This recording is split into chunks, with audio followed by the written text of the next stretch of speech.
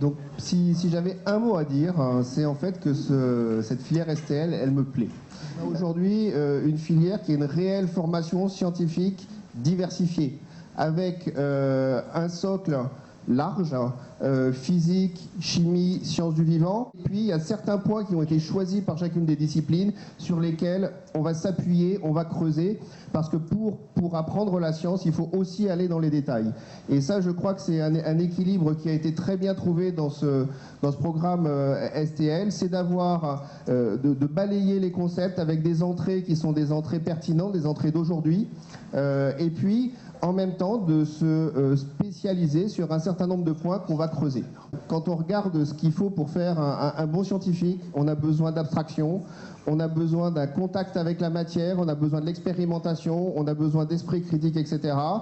Tout ça, à la fin des études, il faut l'avoir acquis. Ensuite, dans quel ordre? Eh ben, ça dépend des sensibilités des élèves.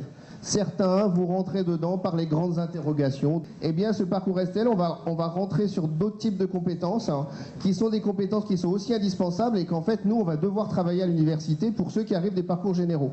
Si je voulais résumer, ce parcours, du point de vue de la science, moi je trouve que c'est super, et pour ceux qui sont passionnés de science, il y a vraiment de la matière à aborder les choses et à les creuser. Dernier mot pour convaincre les étudiants et les parents, les travaux pratiques, se confronter à la matière, il n'y a rien de plus exigeant parce qu'on peut pas mentir. STL, c'est un parcours exigeant. C'est comme ça que je terminerai.